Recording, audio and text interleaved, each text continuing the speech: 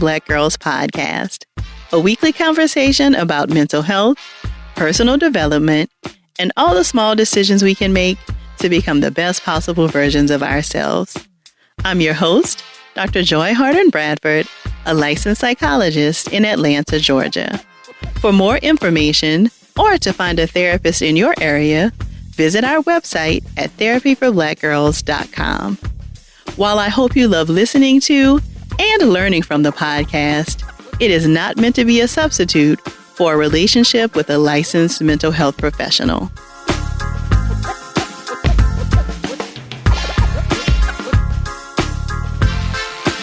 Hey, y'all. Thanks so much for joining me for session 271 of the Therapy for Black Girls podcast. We'll get right into our conversation after a word from our sponsors. Ford Motor Company is committed to moving forward together with new all-electric vehicles that offer an efficient and exhilarating driving experience. Ford is going above and beyond to not only create the smartest, most connected EVs and technology, but to make sure that customers are well educated on how to move forward with electric energy. Ford customers will also have easy and simple access to charge, whether you charge at home with the overnight plug-in Ford mobile charger or on the road. Journey into the future with Ford's lineup of electric vehicles with many affordable options to choose from. Head over to Ford.com to learn more. Built Ford proud.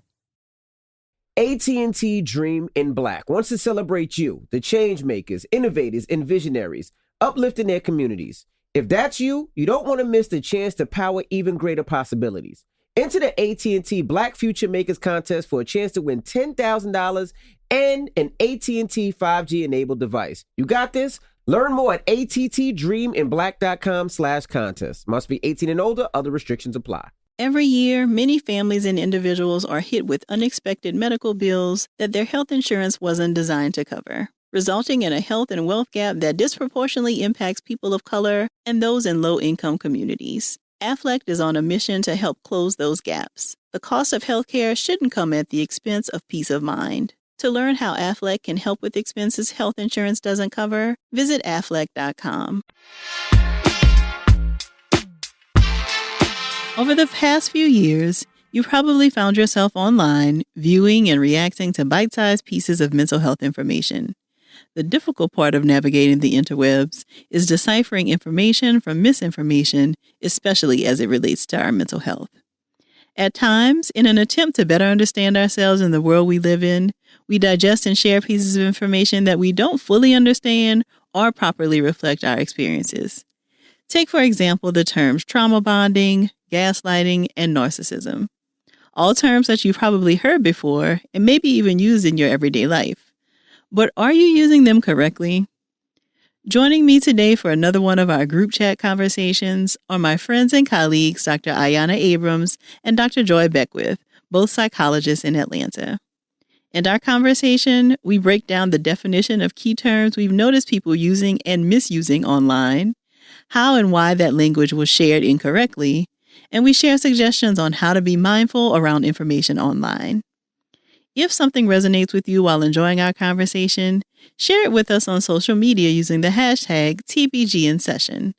Or join us over in the Sister Circle to talk more in depth about the episode. You can join us at community.therapyforblackgirls.com. Here's our conversation.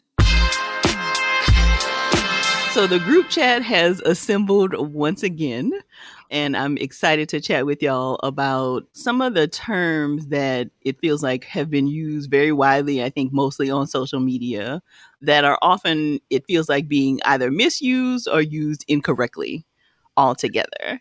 And so I know that you have also seen these memes and people sharing all this stuff. And so I just wanted to get your take on some of these terms that I think people should just be really careful about. So the one that comes to mind first is trauma bonding. So look at the collective sigh from both of you.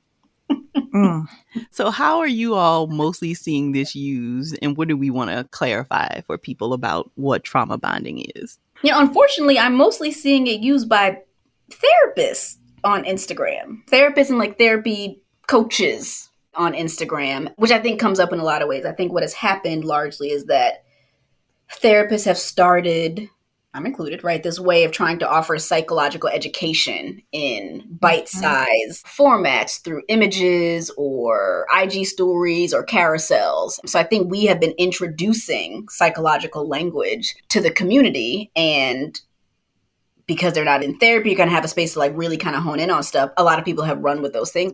In a lot of ways, I think it's our fault. I think we did this. I think we created this. And, well, let me not completely blame. I think the mental health system, if we talk about kind of systemically, right, the reason we are doing this is because we know that most people don't have access to mental health care. And we are trying to offer, right, some free way for people to get some access to something more than what they have.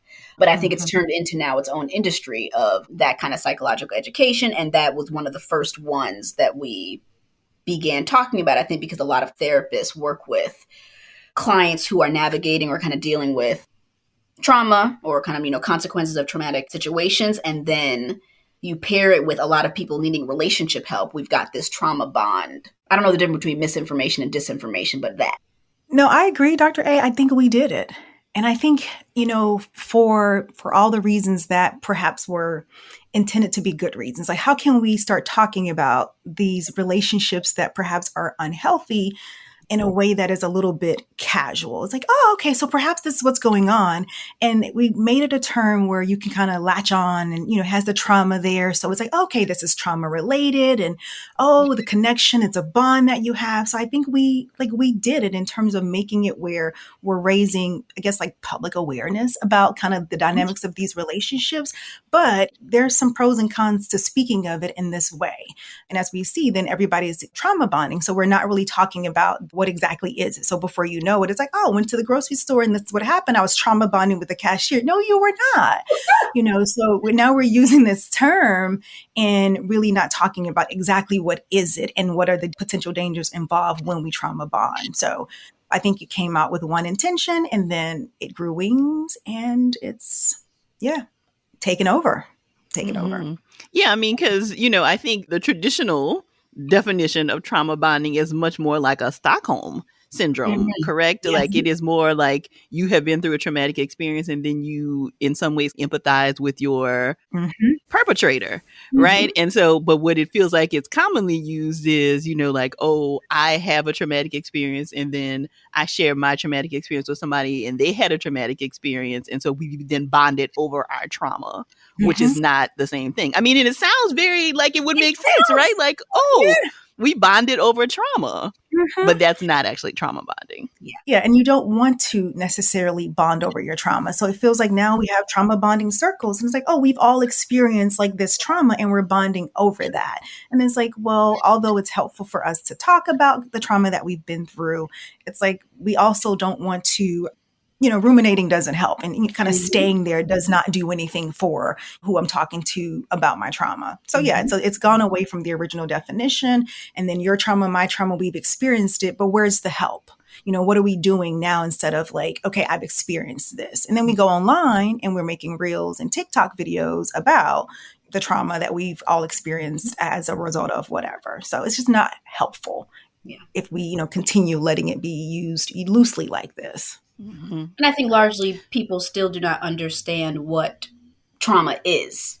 I'm seeing a lot of blurriness between, right, things that people experience as trauma versus things that are unpleasant. Things that, people remember from the past that were unpleasant experiences. And that is also still very different from a traumatic experience. And I think, again, because all of that gets lost, right, because of how we are learning about this in these sound bites and in these Instagram clips, you're not working with somebody who can really help you understand and discern that because you remember something unpleasant that happened doesn't mean that that was a traumatic experience.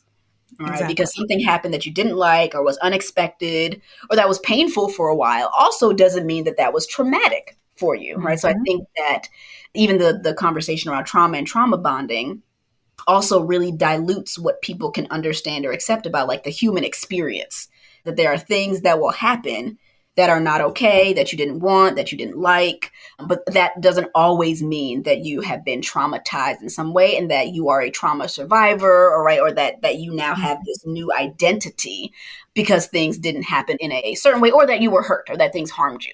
harmful things also don't equate to trauma. It's a fuller experience. And I think that if you are not working with someone professionally or kind of have more kind of a sensibility around that, then yes, your narrative would be that everything has been trauma for you. And I think that, again, social media, unfortunately, can help promote that same theme or theory. We see a lot of these posts that say, all the different things are trauma. You've been traumatized if this, or this is a trauma response. That's the other one that kind of comes with Oh it. my Other gosh, thing, yes. this, Yes, like, yes, yes.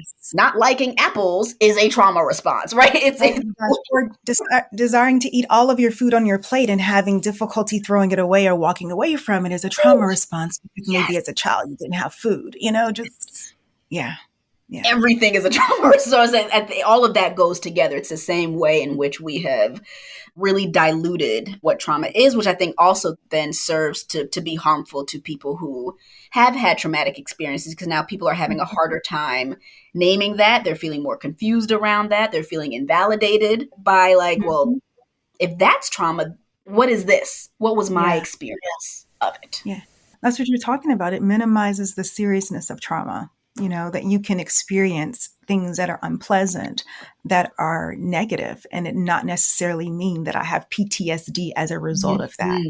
And so, yeah, you're right. We have someone else who endured something where harm or death or the idea of serious death, was actually real.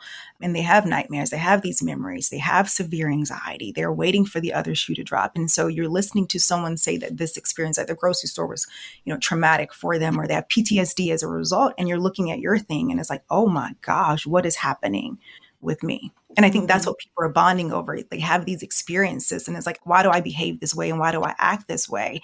And it's not necessarily trauma. It's like, oh, we've had this shared experience. It does not mean I have PTSD from my childhood or from my relationship. And we need to talk about that in that way. But if you are, having nightmares, if you are having severe anxiety, if you are unable to kind of function as a result of kind of what's happened to you, that's a different thing. And it requires a different intervention. But I think it's all gotten lost. So whereas the public awareness is there, it's like awareness of what? Yeah. Yeah. So it does feel like there is a growing conversation, and I know you have all heard it about it, big T trauma versus little T trauma, right? And so it feels like there is space, and I think rightfully so, for us to like expand our understanding of all the things that could be trauma, right? I think for a long time we thought only war and like, seeing somebody shot were traumatic experiences. So of course now we understand that there are tons of other things that can be traumatic. How do we help people differentiate what is considered trauma? Like, what are the guidelines around what we can define as trauma versus something that may have been unpleasant but may not necessarily fall within the realms of trauma? I think like when in doubt, I go back to what it is that we know, like, our DSM, for example. It's like, I really do want to go back to how do we define something that is like, traumatic? Like so I can validate your experience and the effects of your experience without necessarily saying you need to be labeled as having trauma or labeled as having PTSD. And sometimes helping you to understand like, hey, this is what happened. So that you have clarity. Is it PTSD or is it necessarily traumatic? Like that was a horrible experience, a very unfortunate, unfair experience, but really going back to, okay, what are the results of that experience? And so that they can see clearly, okay, everything isn't traumatic, but I do have increased anxiety. I am having nightmares. I am detached, or I am kind of dissociating or detaching from experiences. I do feel numb. So really going through with them so that it's not discrediting your experience or saying that's traumatic and that's not traumatic, but saying, hey, here's how we define trauma. And let's look at it, and having them to help me with, okay, is this what your experience is? And so you tell me if this is considered very traumatic for you based on this criteria and definition. So there's no bias in there. So they get to step outside of the experience a little bit themselves and see, okay, you know what? This was severe. This was very impactful. There's some residual stuff. And so they can decide what is traumatic and what is not traumatic. So I love standards. I love some procedures there. I love something that is common language, that is research based. And so when they do experience experienced something traumatically, hopefully not, it's like, okay, now that's what this is. And so also I don't like people to walk away and it's like, hey, I have trauma from my past relationship. And so now you've labeled yourself as this person with significant trauma. Well, no, you were greatly heartbroken. You even perhaps were depressed as a result of your last relationship. But I don't want you to give yourself labels and terms that are not founded or grounded in any research that don't have any basis. So I always go back to how do we define it and having them to help us with, is this your experience? That is the crux, right, of what gets missed in social media exchanges or interactions. There's not room for kind of that deeper process and not even having kind of the language, right, or the criteria to be able to kind of, in a deeper way, kind of process or kind of explore where anybody might fall, right, on any of that spectrum. And I think what also gets missed, the conversation that I'm able to have with clients, trauma does come up, is one, we are also continuing to assess for safety. So I'll talk to clients a lot about ways in which I tend to differentiate how I'm hearing their narratives and how they're experiencing their bodies, is that something happens, either they have an experience, they witness something, they hear something, the vicarious trauma that changes their sense of safety in the world. And then we're still also looking at these criteria, because if that sense of safety is changed, then you might be feeling more anxious, you might be feeling more depressed, you might be feeling more numb, right? So kind of pairing that with, has something shifted in terms of how safe you feel in this world, in this dynamic, in this area, in this relationship, in whatever it might be. And that is a way in which I can help kind of bridge the gap, right, between the criteria and the subjective experience of this, right? Which is why I recognize that on the flip side of that, I know we also say, like, you can't tell somebody they weren't traumatized by something, right? Because it's about their subjective experience of this thing. But what I'm always looking for and assessing is safety. Did something shift where now the way in which you experience your sense of safety and security in this scenario or like environment, has that been inevitably shifted after this thing happened? Historically, like you were saying, Dr. Joy, that you were only allowed to name trauma as it related to war, a car accident, specific kinds of violence, right? That people haven't historically thought about community violence or, systemic violence as traumatic, right? They don't see poverty as violence when I do see poverty as violence. So also being able to expand those things, right? But really talking to people about how safe they feel given these different factors. And that helps me lean into whether or not they might feel traumatized by this. And that also doesn't mean that we're using that language. If we do discern, right, that this was a traumatic experience, I always lead with what the client might name, because a lot of my clients don't want to name trauma. I wasn't traumatized. They don't want that label. Mm-hmm. It also seems like a lot of people want this label these days. Like people want to have a story of difficulty. They want to have a story of trauma. I think a lot of people are beginning to see some kind of like social value. Those are things that I'm noticing on social media where it's like, I want to be traumatized. You don't really want to be traumatized, but you think you do, because maybe now you are seeing on social media that that's the way in which people are connecting. So I'm noticing that actually with the young, I'm probably millennial, me and under, they are seeking these ways, right, to be like, I have this, that horrible thing happened to me. I've never been the same. So let's connect. I'm actually seeing a shift in people rejecting a narrative of having been harmed or kind of having trauma to, I do. Me too. So I think that's also an interesting phenomenon that we're now seeing shift. You're so right. It's like there's this badge of honor. Mm-hmm. But I think it's despite the fact that I have been traumatized, I am still in school, these things. It's like this badge of honor. I endured trauma. I endured this, or my childhood was traumatic. What does it do? Does it validate the reason, that I'm a little delayed in this, and this, because I've had to overcome a whole lot because of this trauma. I've still been able to achieve this despite this, this trauma. So yeah, I've been seeing it where it's a thing where everything is this is traumatic, or we bonded because of this trauma, and look at what we've been able to attain because of this trauma. And I think along the same lines in this trauma, and I know this is probably about to be oh my gosh, it's everything is triggering, so that's another way. I am triggered. It's oh, you know what? The store was closed. Ooh, I feel triggered, So, and there are real triggers when we talk about trauma, things, sight, sound, smells, all of those things that remind us of a traumatic event. So triggers are really real, but also it's become such a common term.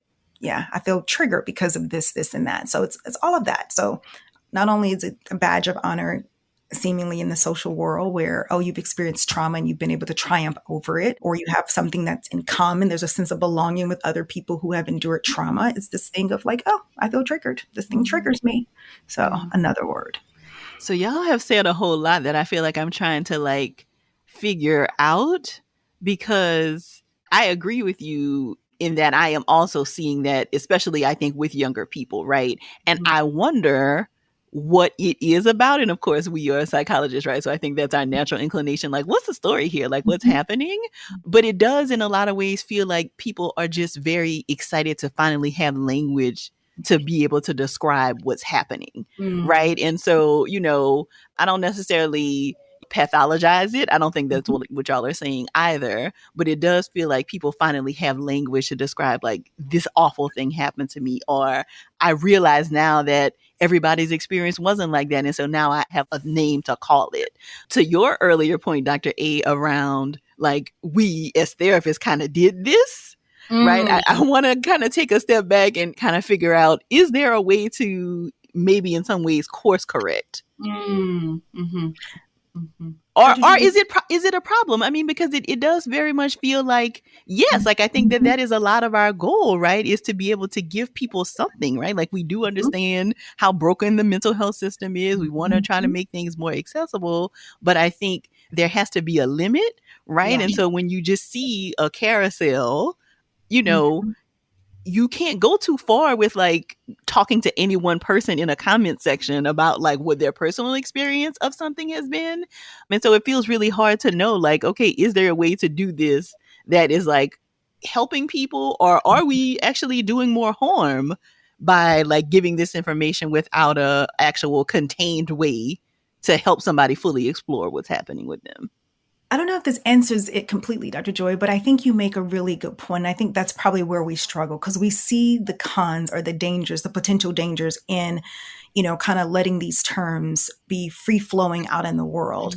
But the good side of it is kind of what we've always wanted. I think we're saying that it's using some of these terms raises the awareness that a person can have these various experiences and it can look a different way. I think we want to feel that we are not alone in our experiences. So now we're talking about things that we have experienced. We're talking about our traumas. We're talking about our childhood. So it's letting us know that, you know, you're not alone. This is more common than not. So that's the benefit and the beauty of that these words are causing conversation. So I think it also changes the narrative when we talk about kind of the shame that's attached to mental illness and that can be attached. I think that it changes the narrative where when we think a person has been, let's say traumatized, or they may have, and I'm going to use air quotes here, high functioning depression or whatever, it changes. I know, don't roll your eyes at me. I know, but it changes the narrative. Oh, you guys are giving me those sharp eyes. Let me look down.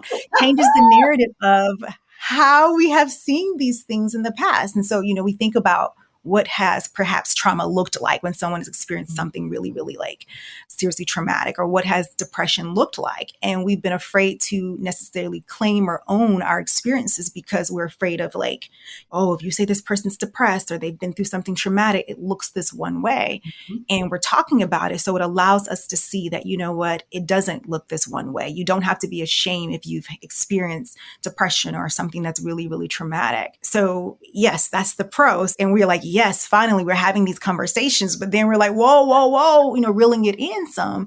And so maybe an answer is to allow the you know, as much as we can, because we don't have all power, but, you know, to see these conversations and for us not to water that when they're being used incorrectly. So being able to say, I do understand what you're talking about. These reoccurring thoughts, you know, are definitely a sign of PTSD. So being able to validate what is real and in the sense of how we define it, or yes, being in bed for days and still going to work, that is definitely how depression can look. So how we don't kind of join into the party when we realize that it's going in the wrong direction. So I don't have to, you know, wave a flag and say, stop it, stop talking that way. That's wrong. No, I love the conversation. I love that we're honest, open, and talking about it, but making sure that we are honoring the work, the research, we're honoring what we know to be true. So just as we started it, you know, it's out there now. What are you doing and being honest with yourself? Like, you know, am I doing reels talking about trauma bonding, and am I doing it the wrong way? our health is not for likes and for like reposting to go viral. We don't want to, at the expense of those things, compromise like the health, because it's a real deal. I absolutely agree.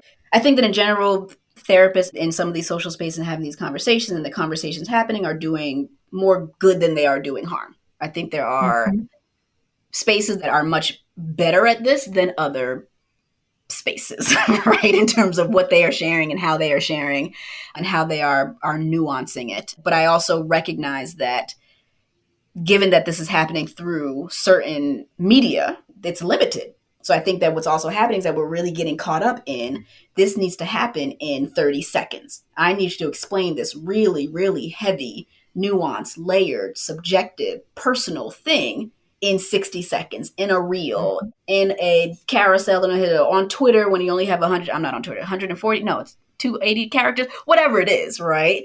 That with us trying to use that particular forum to get this information out in this mass way, we've conformed, we've changed the information, we've shifted what we can even say to try to make sure that people get it. But again, people can only get but so much. So I think we've also lost the art of the subjective language in that because of how we're trying to make it through. We can have hours of conversations with clients.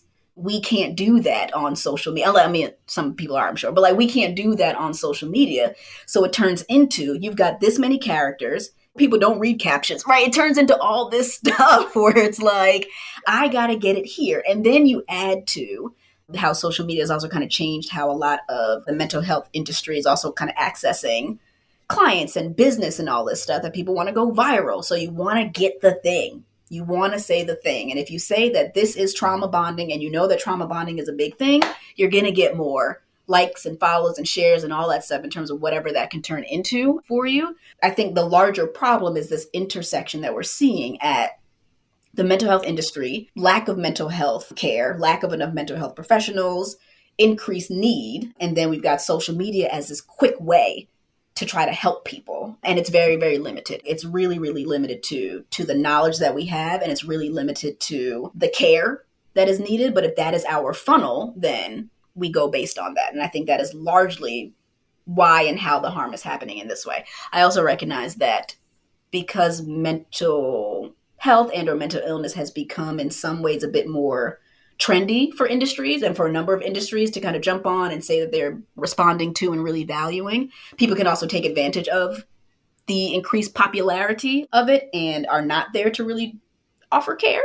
They're there to make money. So I think that's a whole other piece of this, but us talking about the intersection of technology and the certain forums that we're doing this on to be able to spread more awareness creates this kind of bottleneck, right? So people are dancing to things. People are doing different things to try to kind of get people to the information, but we don't really know what people are getting from this. They're laughing at, and that's this, but it's really incongruent oftentimes with the content that we are sharing and trying to kind of share really heavy things. So I really don't know how it's landing with people. Mm-hmm. So more from my group chat conversation after the break.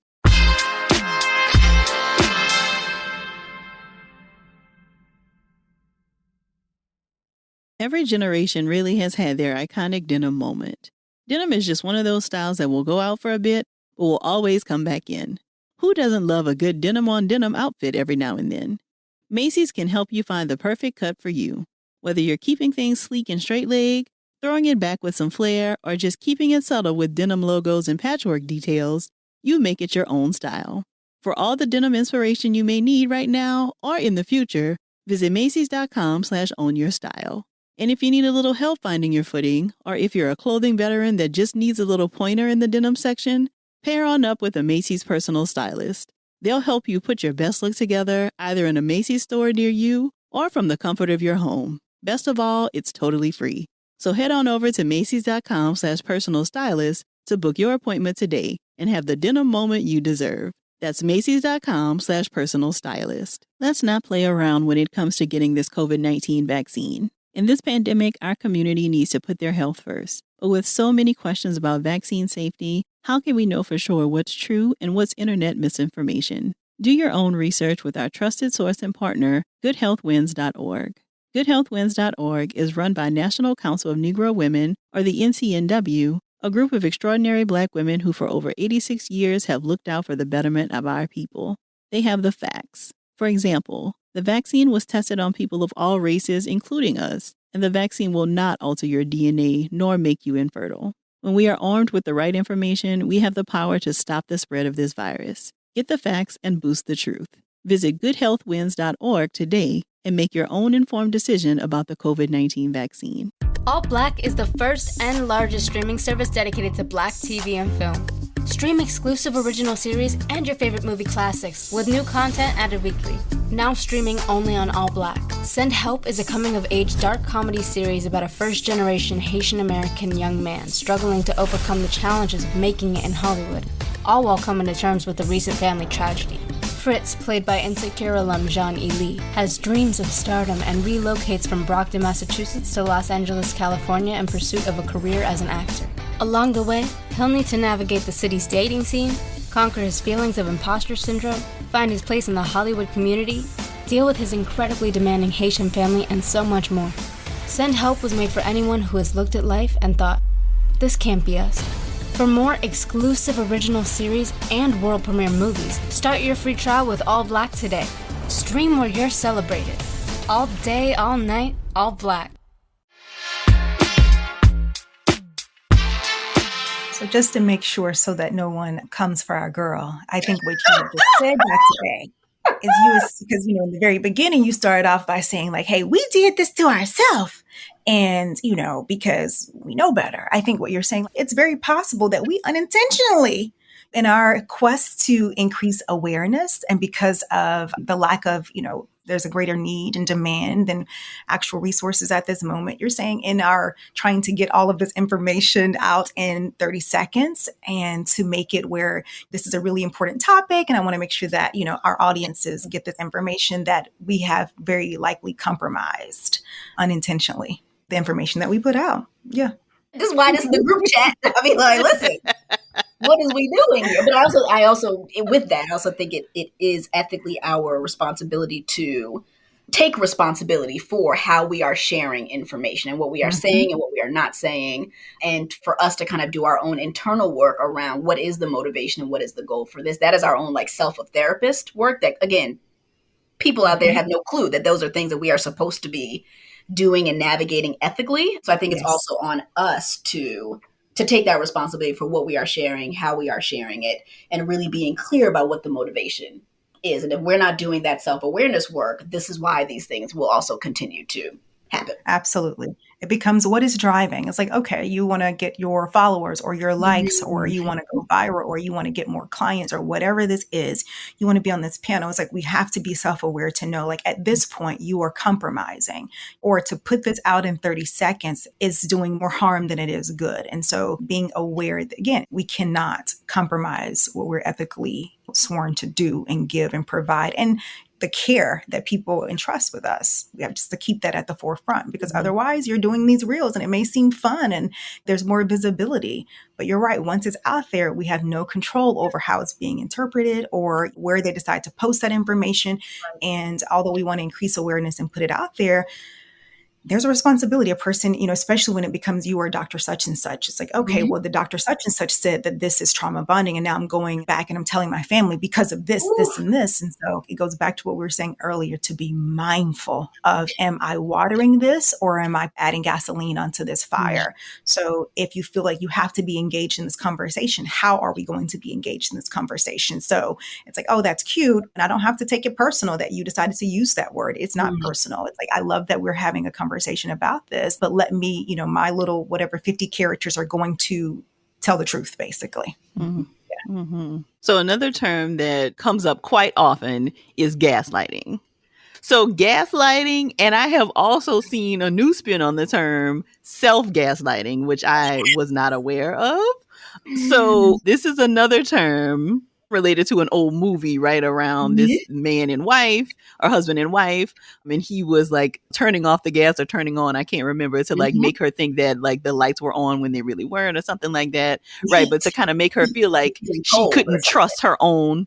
It was like the heat. She was feeling, it was like the gas and he was turning it off and on. So she would be cold and need a blanket and Right. So making her feel like she could not trust her own experiences, right? Like she couldn't trust her own knowledge. And that is, I think, a hallmark sign of narcissistic personality disorder, right? Which it is often tied closely to. So again, it feels like this is one of those terms that has escaped the confines of where it started. And now anything that is dishonest or anybody who is not being completely truthful, like, oh, they were gaslighting me. Yeah. And so I want to hear from you both, like, what are some of the dangers of, again, this kind of a term not necessarily being used correctly? And do we define like what it really is? Like, hey, it is psychological manipulation, right? Where the abuser is like sowing the self-doubt and intentionally trying to cause confusion in the victim's mind. So this is what it is. That could be a lie, or you're trying to play mind games, or you're trying to trick me, but it does not necessarily mean that I have been like gaslit or you are gaslighting me. And I think you named it. It's the piece about it being intentional. So where I hear it get really murky for a lot of people is that when somebody is disagreeing with you, that they are gaslighting you. If somebody just isn't in the same kind of space with you, doesn't maybe believe what you have said, there's an argument about it, they don't see things the same way that you see things. Now what has come out of that is that you are gaslighting me, right? Because you do not believe that I have had this experience. And I think that, again, it has to be noted that this is about intentional manipulation, where somebody is denying your experience of something and they're trying to also make you question your lived experience. It is not them not understanding you. It is not them not agreeing with you, right? It is not them arguing with you. It is not them not believing that something happened. It's them trying to, by different words, by different kind of words, different actions, get you to not believe yourself so that you would more than likely become more dependent on them, right? Because in you being confused, you would be more vulnerable. And in your vulnerability, you would gravitate back towards them. So it is a power play, right? But people disagreeing with you mostly is not because they're trying to get power over you or confuse you. They are literally having a different experience of the same thing. And I think that is really difficult for people to discern when they feel activated, right? When they want to feel understood, when they want to feel cared for, when they want to feel seen and somebody doesn't, it's really dysregulating for some people. And now we've got this term to be able to add to it. And again, in thinking about the ways in which these days we are very short on language. So that fits it. Well, okay, you're denying my experience. You must be gaslighting me. Versus there are so many other options of what is happening here. And I think that we are removing the different options and the nuances of what really happens in relationships. Yes, absolutely. And I love it, Dr. A, you're saying, hey, just because I don't agree with you, or perhaps I don't understand your perspective or your experience, or I don't quite believe it happened that way. I think that if we automatically latch on to that this is gaslighting, then you've said it, like you're gaslighting me. It's like a cascade. Like now you're going down this path and it becomes all of these other things that are attached with a person who legitimately gaslights. And so I think it reduces our opportunity for like a resolution. If I believe that you don't understand me, or if I believe that, okay, you know what, I see you disagree, let's have some conversation about it. If I'm looking at it from those lens, then we can kind of have a resolution. This thing does not have to become bigger. But once I've said that you are gaslighting me, I'm activated. You're gaslighting me. I'm going hard now. And this thing that started out as something significant but not as big has now turned into something big. And often what I've seen in doing couples work, it's a term that, okay, maybe the one person is familiar with it and another person is not as familiar with it. So then what do we go do? You said I'm gaslighting you. So then the other person goes to look it up and there's nowhere to go but down from there. When you start to look up what it says, the true definition of gaslighting, that I'm this horrible person. And now why are you with me if I'm so horrible? And I'm, you're saying I'm manipulating. So instead of being able to discuss, what are the behaviors that you're seeing that you're not happy with, compassion or empathy, or let's work on communicating your feelings, it just does not give us the opportunity to be able to deal with what perhaps is the core issue we're experiencing here, because we've already attached this label to it of you are gaslighting me. Yeah, and I do feel like this is the perfect segue into discussing narcissism, right? Which is gaslighting's first cousin, right? Because I do think, like we talked about earlier, people want to understand their relationships, right? Like we want to understand ourselves, and we want to understand like who we are in relationship, and we want to understand our partners. And so I think this has become one of those, again, topics where it feels like, oh, this person does this, and this, they are narcissists. Right? When really we know that very few people actually meet the criteria for a narcissistic personality disorder. Right? And so kind of, again, throwing around this term that this person is a narcissist, like you mentioned, Dr. Joy, okay, now that you've labeled them as this, like, is there any way for resolution? Is there any opportunity for discussion or for us to get on the same page if you've now labeled this other person as a narcissist? And you know what happens? Like once you label something like, oh, it's a beautiful day outside, then you see the beauty in it. If it's a bad day, then you see the bad things in the day. So once you label a person as, oh my gosh, like you're a narcissist. And guess what? Now I'm starting to pick out all the things that, I feel a narcissist does. Like, look at you, you're calling me, you expect me to answer. You couldn't wait for me to call back. And, it's like, what is happening here? Because you made up in your mind that this person is narcissistic. Or, you're wanting me to help you. It's like, I don't know if that's a narcissist. And so it just leads us down this path of where there's just not seem to be a good end. And again, we can't resolve, or it's difficult to resolve because I've automatically attached this definition to you. Yeah. And again, it's the problem of the lack of nuance, right? That there's a difference between someone exhibiting narcissistic traits, which research shows many of us have narcissistic traits. It can actually be really useful for us to have some narcissistic traits, depending on how we're using them to kind of move through different scenarios or stay motivated or, boost our self-esteem. There's a difference between having narcissistic traits and having narcissistic personality disorder. All right. But people put that all together and just say that you are a narcissist, right? So now we have this kind of identity, right, that is formed with this person and that misses all of the nuances and all of the criteria that we as mental health professionals know you need to meet pretty significant criteria for a certain amount of time in order to be diagnosed with narcissistic personality disorder. And I also recognize that what the research shows or kind of what people think is that, more men are narcissists, right? So we've also got this like gender conversation and dynamic around it. And because people don't understand the statistics like we do, that it's actually pretty rare, right? It seems really common, but it's actually fairly rare in terms of general population. But there were maybe 85% of the women in this chat that said that they were dating a narcissist or had dated a narcissist. And in my mind, what I said to myself was, unless y'all have all been with the same 3 people, that is statistically not possible, right? It is statistically not it.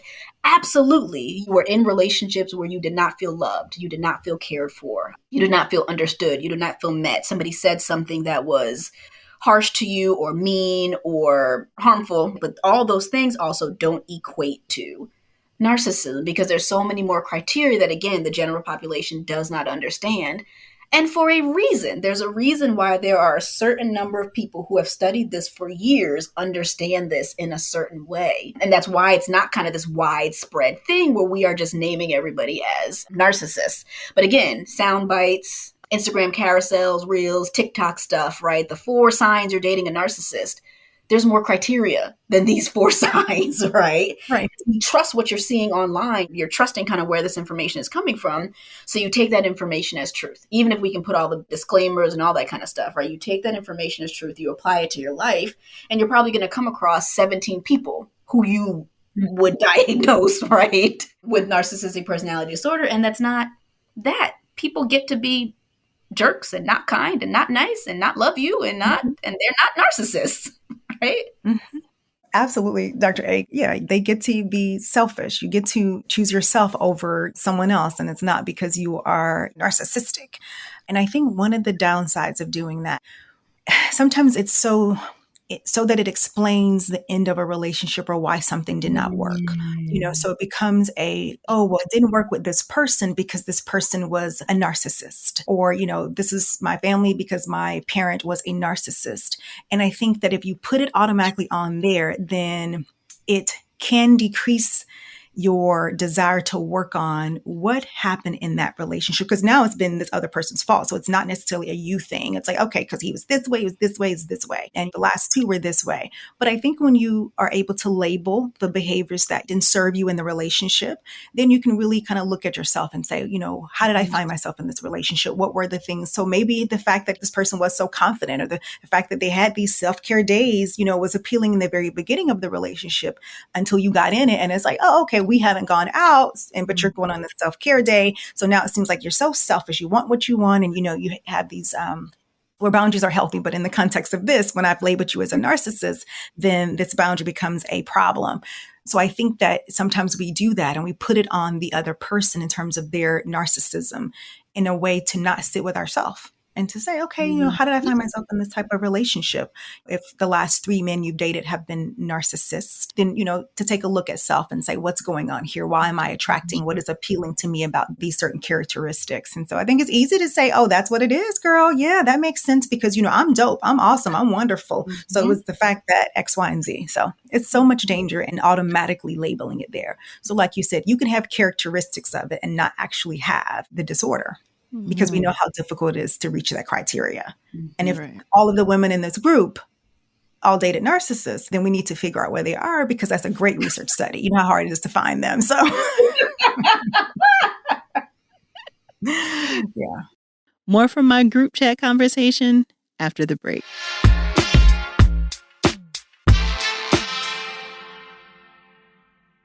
Every generation really has had their iconic denim moment. Denim is just one of those styles that will go out for a bit, but will always come back in. Who doesn't love a good denim-on-denim outfit every now and then? Macy's can help you find the perfect cut for you. Whether you're keeping things sleek and straight leg, throwing it back with some flair, or just keeping it subtle with denim logos and patchwork details, you make it your own style. For all the denim inspiration you may need right now or in the future, visit Macys.com/ownyourstyle. And if you need a little help finding your footing, or if you're a clothing veteran that just needs a little pointer in the denim section, pair on up with a Macy's personal stylist. They'll help you put your best look together either in a Macy's store near you or from the comfort of your home. Best of all, it's totally free. So head on over to Macys.com/personal stylist to book your appointment today and have the denim moment you deserve. That's Macys.com/personal stylist. We have all tried hard to get our lives back together after these challenging few years. So let's continue to be safe and put our health first. That means for many of us, getting the COVID-19 vaccine. There's a lot of anxieties and rumors going around about safety, but goodhealthwins.org can help you make an informed decision and calm a lot of those anxieties. Goodhealthwins.org is run by National Council of Negro Women, or the NCNW, a group of extraordinary Black women who for over 86 years have looked out for the betterment of our communities. They've done the research and have the facts. Like for instance, the vaccine was tested on people of all races, including us, and the vaccine will not alter your DNA nor make you infertile. Let's get the facts and boost the truth. Go to NCNW's goodhealthwins.org and make your own informed decision today. All Black is the first and largest streaming service dedicated to Black TV and film. Stream exclusive original series and your favorite movie classics with new content added weekly. Now streaming only on All Black. Send Help is a coming-of-age dark comedy series about a first-generation Haitian-American young man struggling to overcome the challenges of making it in Hollywood, all while coming to terms with the recent family tragedy. Fritz, played by Insecure alum Jean-E Lee, has dreams of stardom and relocates from Brockton, Massachusetts to Los Angeles, California in pursuit of a career as an actor. Along the way, he'll need to navigate the city's dating scene, conquer his feelings of imposter syndrome, find his place in the Hollywood community, deal with his incredibly demanding Haitian family, and so much more. Send Help was made for anyone who has looked at life and thought, this can't be us. For more exclusive original series and world premiere movies, start your free trial with All Black today. Stream where you're celebrated. All day, all night, All Black. So what y'all are talking about, in terms of labeling, it does feel like there's some kind of like armchair diagnosing going on, right? Just like, the Monday morning quarterbacks, like it definitely feels like there's some armchair diagnosing of like, oh, I see all of this stuff and this meets the criteria that I saw on this Instagram post. So you now have narcissistic personality disorder. But in addition to people, I feel like doing some of that diagnosing of others, it also feels like there's a lot of self-diagnosing. And y'all have kind of talked about that some, but I do want to hear your thoughts on the increase, I think, that we are seeing in terms of people looking at something that they see on social or of a video that they see on YouTube and then diagnosing themselves, and what are the dangers there. But also, why is it happening, right? I think for a lot of the reasons we talked about in terms of the system, but I do think we have to be careful. I think people have to be careful in terms of diagnosing. So what are your thoughts about that? Yeah, I think we have seen an increase just with the adjunct to the increase in this information being available online, right? So not only related to mental health, but we see, the WebMD rabbit hole, right? Or the Healthline rabbit hole, right? That you can find anything. And again, I think it goes back to a limited understanding or kind of acceptance of the human experience, right? And that not everything is going to be pleasant all the time. I think we got lost a long time ago with this, happiness goal and us believing that happiness is the standard and that you should always feel like that. And positive psychology, I think that has kind of created this setup where if anything feels awry, it must be a problem. And then because our brains literally, right, needs to solve problems and kind of figure out what's going and kind of assess for threat, we've now got all this information at our fingertips. And in 0.0005 seconds, we can find the 5 diagnoses of why I don't think that he likes cats and he should. Like whatever the thing might be, right? So I think it's heavily related to our inability to, as a society, our inability or kind of lack of understanding around tolerating distress. So that when distress is present, it's really dysregulating for us. And then we want to get rid of it. So we go to find what are the ways to get rid of it? Who knows about this thing that I might be experiencing? And then that kind of sends us down whichever rabbit hole about these things. And I also recognize that being able to access a lot of this information online is another opportunity for self-advocacy, because I recognize the limits of healthcare. And oftentimes when we go into different spaces, particularly for Black women, where we're going in and talking about what's going on with our bodies, we get denied, we get rejected, we get dismissed. Somebody tells us that our pain is not this. So I recognize that there is a part of this threshold that feels really important for us to access information so that we can take better care of ourselves in a system that historically has not done the best. But it's that fine line of that and wanting to use this information and be able to use the healthcare system to say, hey, I think it might be this. I'm noticing this about myself. I'm the expert on me. You're the expert on this. Can we put that information together? Versus going into the office saying, I've got these 3 diagnoses. My daddy did it. This is this. This is what you need to do. And that is all I will accept. I think it's having some flexibility and some agility around how we're using that information. So You're exactly right. I think it goes back to sitting with the human experience. And I think what we've had the opportunity to do, whether we ask for it or not, as we seek to understand the human experience, we are seeking to understand our own personal experience. Why do we experience life this way? So what is it with me? And so as we're sitting in the house trying to understand ourselves, what do? We look for information because we're problem solvers. And so where do we look for information? In the palm of our hand. And so there's this social media where all of this information is like, oh, I'm looking for dislike cats. You can look and, let's see who has used the hashtag dislike cats. And you know what? If it's your lucky day, it's attached to some type of disorder. And so you're seeking some type of understanding and some type of clarity. So we get it in that, in terms of why is it happening? And we are experiencing, of course, more distress. The downside of that is as we seek to have clarity, as we seek information, as we seek understanding, we run the risk of mislabeling ourselves. So you've basically said, based on what you found out here, whether it's WebMD, whether it's social media in these reels, okay, now I have this. And so as you're saying, Dr. A, you want to be able to advocate for yourself, but what happens with a mislabel, misdiagnosis, and then our treatment is definitely impacted. So, you feel that if you don't go to a doctor, and sometimes if you do, but if you don't, it's like, oh, now I have this, or I have trauma. So now you're doing these other tools and techniques that you have said that because I have trauma, now I'm doing these things that I've read about online because I'm treating my trauma. And so are we really healing the wound? Are we really making it better, or are we making it worse? Because we are now doing and engaging in interventions that are not even targeted at what this thing is rooted in. So that's the downside of it. So I do get it, where we want to be able to advocate for ourselves. We want to be able to educate ourselves. So if we need to tell our provider this information, we can. But if we're getting not so good information, right, we've attached this not so true label to ourselves, then we are engaging in interventions and behaviors that are not necessarily doing what we are wanting and expecting to do. And that's the unfortunate part. Mm-hmm. So I think that we seek to know, we seek to understand, but there is that fine line. Yeah. Any given day, I got 14 diagnoses in the DSM. Any given day. Absolutely. Listen, wasn't that everybody's experience when we first took our abnormal psych class? Like, oh, I definitely meet criteria for this. Gosh, yes. Yeah. Sometimes all at the same time. It's like, oh, I got all of these. Yeah. Yeah.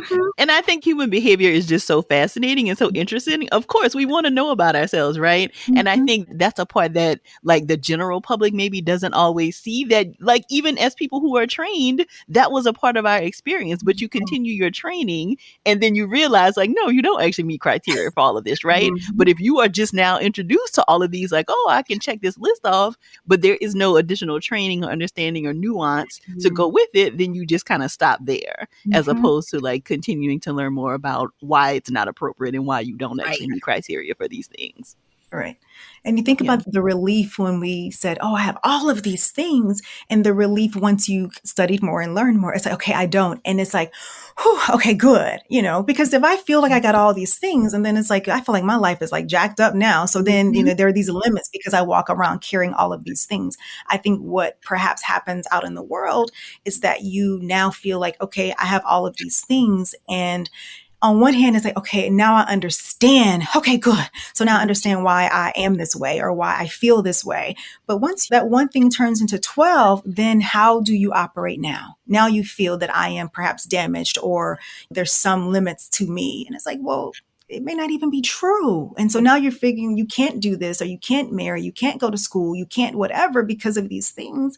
And it's like, you said that. No one else said that. You said that. And you said that because of a reel, 30 seconds.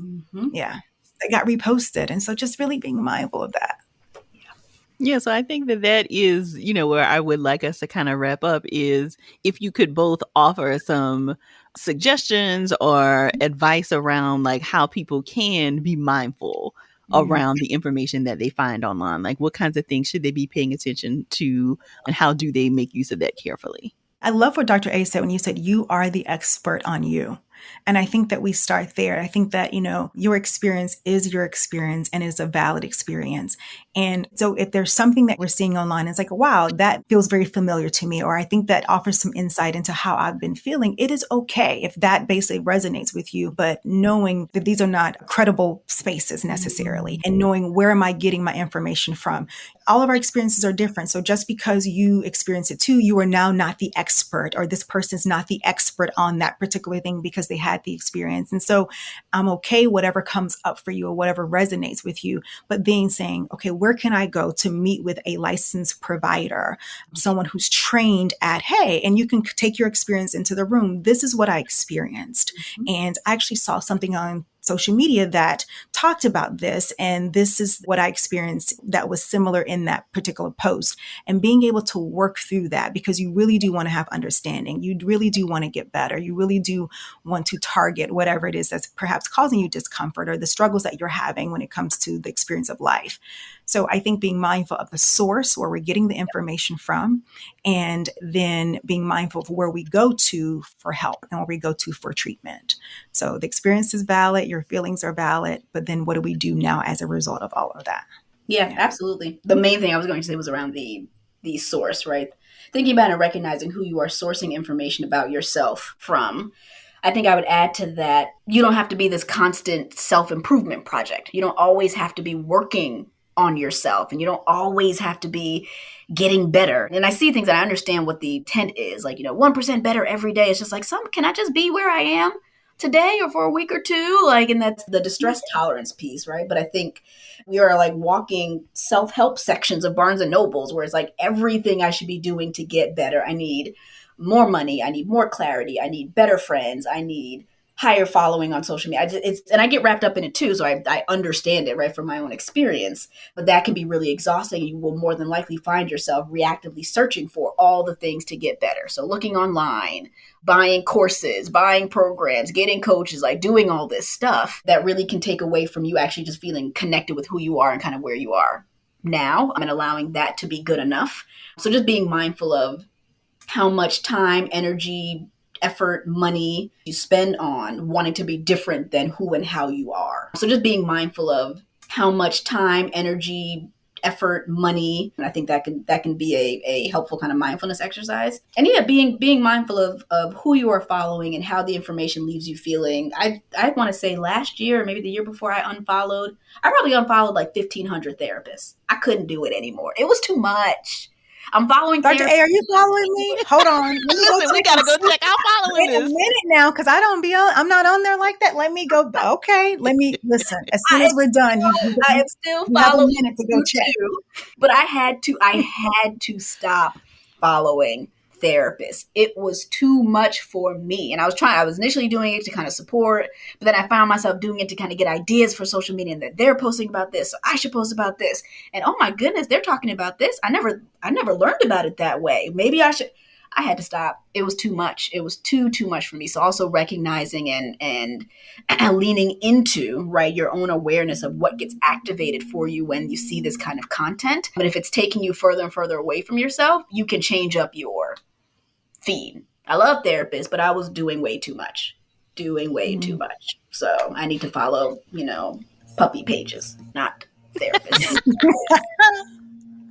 Right, good old meme pages. Yes. Yeah. I love you, Dr. A. It's like that we get to, like, it's okay for us just to be, and that we will constantly be in a state of becoming, and that is okay. Yes. We don't have to always, be, just be, and that's okay. Yes, yes. Well, thank you again both for such beautiful, beautiful thoughts. Remind us where we can find you all on social media as well as your websites.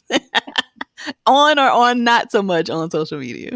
Don't be trying to come for me, Dr. Joy, because I'm not on there like that as Austin. You heard that low blow? Listen, this ain't the group chat now. Watch out. I am Ask Dr. Joy, AskDrJoy on Instagram. So that's where I am. Not daily, not often, but sometimes. Yeah. And where I am daily, and probably too often for my own benefit, I am on Instagram at Dr_Ayana_A. So that's at DR_AYANNA_A. Perfect. And we will include all of that in the show notes. Thank you both. I'm so glad Dr. Abrams and Dr. Beckwith were able to join me again this week. To learn more about them and their work, and to check out the other conversations we've had here on the podcast, visit the show notes at therapyforblackgirls.com/session271. And make sure to text 2 of your girls right now and tell them to check out the episode. If you're looking for a therapist in your area, check out our therapist directory at therapyforblackgirls.com/directory. And if you want to continue digging into this topic or just be in community with other sisters, come on over and join us in the Sister Circle. It's our cozy corner of the internet designed just for Black women. You can join us at community.therapyforblackgirls.com. This episode was produced by Frida Lucas and Elise Ellis, and editing was done by Dennison Bradford. Thank y'all so much for joining me again this week. I look forward to continuing this conversation with you all real soon. Take good care. Ford Motor Company is committed to moving forward together with all new electric vehicles that offer an efficient and exhilarating driving experience. Don't be the last to join us on the road of new electric vehicles as we redefine what electric can do. Ford is going above and beyond to not only create the smartest, most connected EVs and technology, but to also make sure that customers are well educated on how to move forward with electric energy. Some benefits of driving an all-electric vehicle include saving money annually on gas and zero vehicle emissions. Ford customers will also have easy and simple access to charge, whether you charge at home with an overnight plug-in Ford mobile charger or on the road at one of the 19,500 charging stations of the Blue Oval Charge Network. So journey into the future with Ford's lineup of electric vehicles, with many affordable options to choose from. Head on over to Ford.com to learn more. Built Ford proud.